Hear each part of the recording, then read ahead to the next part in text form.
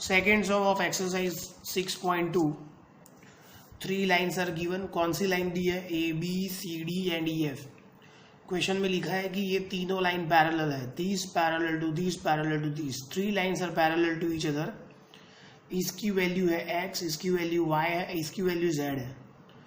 ये कंडीशन है. y is to z, y ratio z is equal to 3 ratio 7. Then find the value of x. ये value find करनी है. y ratio z की value क्या है? 3 रेशियो 7. आगे भी हमने किया था a रेशियो b 2 रेशियो 3. तो हम क्या लेते थे? a is equal to 2x, b is equal to 3x. अभी देखो इसमें x एज्यूम नहीं करेंगे क्योंकि यहाँ पे ऑलरेडी वैल्यू x दी है. तो हम यहाँ पे a एज्यूम करेंगे. a alphabet a.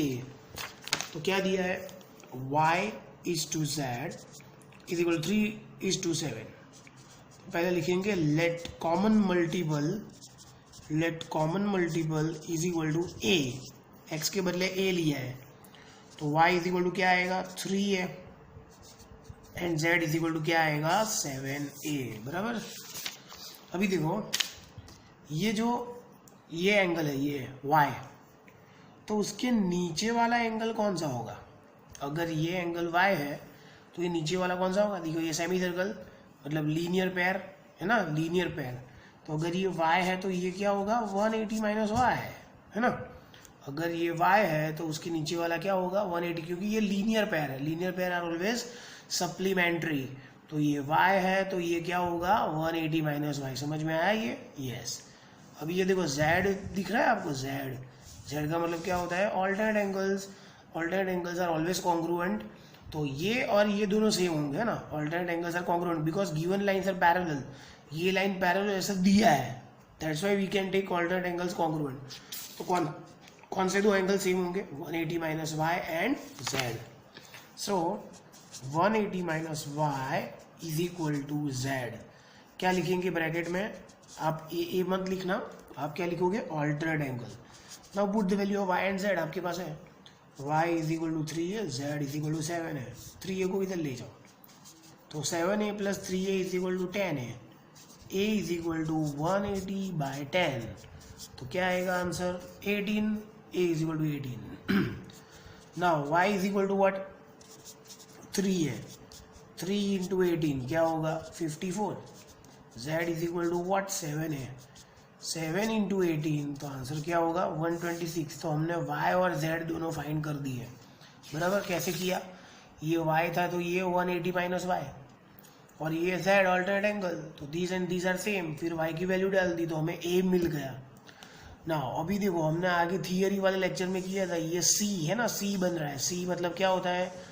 Interior angles. And interior angles are always supplementary. तो ये x प्लस वाई क्या होगा? x plus y 180.